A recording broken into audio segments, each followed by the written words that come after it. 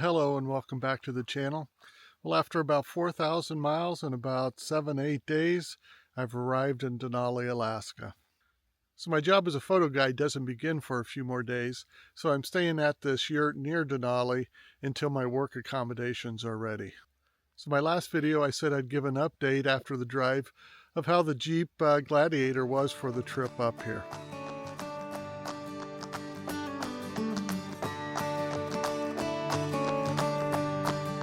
So I stepped inside to get a little bit outside of the wind, a little chilly outside. So we're in the comfort of the yurt, and let me tell you about the Gladiator on the trip. First of all, most of the way was paved, of course, mainly divided highway, up until you hit the Alaska Highway in Dawson Creek, Canada.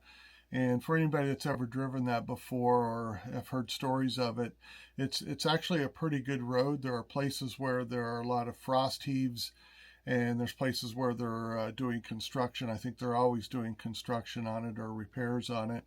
So those areas are gravel covered. Some of it's quite rough. Most of it's very good though. I did do a couple off-road excursions just to get into a couple locations I wanted to photograph. And then once I arrived in Denali, I took the Denali Highway, which is a pretty rough road. Parts of it are paved, but most of it is gravel and mud, and right now snow covered actually. So I got to drive it a little bit off-road. Of course, nothing very severe. Only had to get into four-wheel drive high, never had to get into four-wheel drive low. I didn't experience any problems or really odd occurrences on the Jeep all the way up. All in all, I was happy with it. But let me break it down into a few categories of my thoughts on the Jeep for this type of road trip. So I'll cover the driving characteristics, just in general, how was it to drive, the ergonomics of the vehicle from a layout standpoint, and how all the switchgear and everything worked. Also, the fuel economy and the cargo carrying capability, and also sleeping comfort. Believe it or not, I did sleep in the back seat for a couple nights. Not recommended.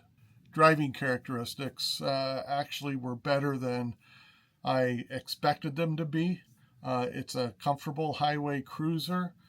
When you hit a harsh bump, you're reminded that you do have solid live axles. So, and again, I'm comparing that to my last vehicle, which was a Honda Passport, which is a unibody SUV. The steering does wander a little bit. And again, referring back to my last vehicle, it had lane keeping assist, and it also had some other driver assist features such as adaptive cruise control, which I did miss on this drive. And when I bought the Jeep, I believe those are both available options, but I bought my Jeep off the lot to take advantage of the big 25% discount that was offered at the time. So as far as driving comfort, first of all, the visibility out of the Jeep is fantastic. It's got a very nice seating position, and you can see in all directions, just great. I would rate that above my past vehicles. Just fantastic visibility out of it. Seating comfort takes a little bit getting used to. It's definitely not as comfortable as my Honda Passport was, at least for the seats. They're not bad, they're just not great, I wouldn't call them. And I had to adjust quite a bit to get comfortable in it. I think it'd do, it's just not the most comfortable seats for highway cruising. Also, the foot positions in it are a little odd. It feels a little cramped in the feet, and there's no dead pedal, so placing your left foot gets a little awkward. I think there's some add-on accessories aftermarket that will give me a dead pedal, so I'll be looking into that later. As far as ergonomics, the switch layout, the switch gear, everything I thought was done very well. All of the switches fall to hand, all the buttons fall to hand. It's all intuitive in the layout, no problems with it. And even the nav system, the built-in nav, I ended up using it most of the way up. and preferred it in some ways over what's available in using CarPlay, either Google Maps or Apple Maps. So thumbs up to it. I liked it. Maybe it isn't for everybody, but I thought the inbuilt or the in-car nav worked flawlessly. As far as fuel efficiency, I averaged 20.6 miles per gallon all the way up.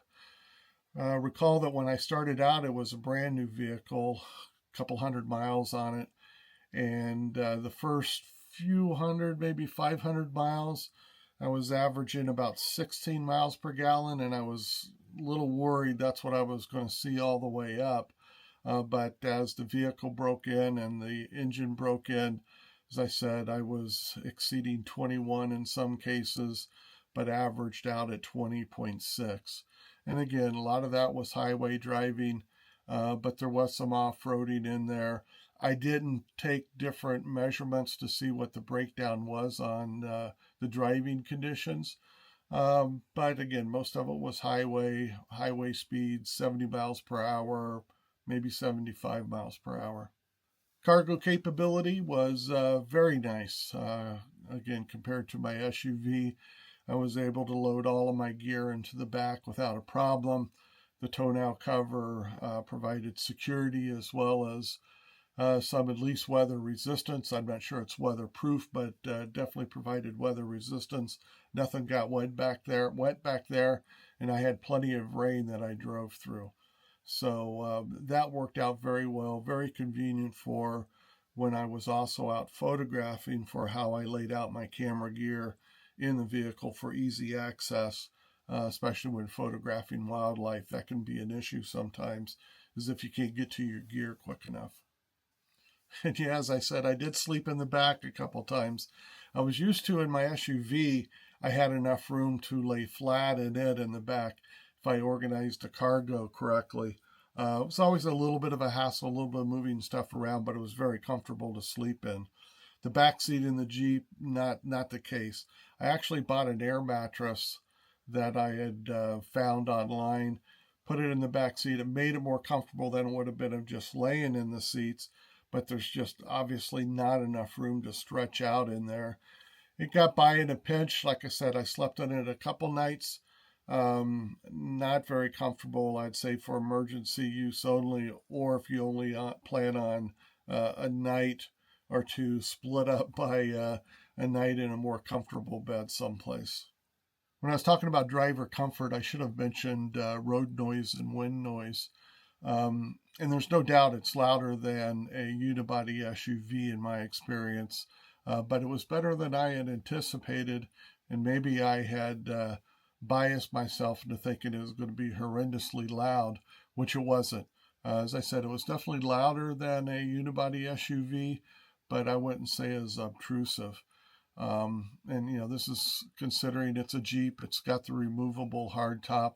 I'm running Falcon Wild Peak all-terrain tires, which I had on my Honda Passport as well.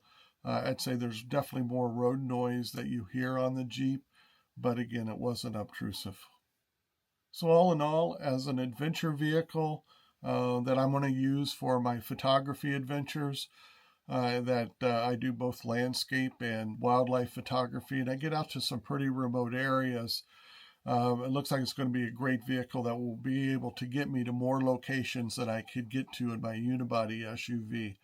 There's no doubt about that. The capabilities for off-road are much greater.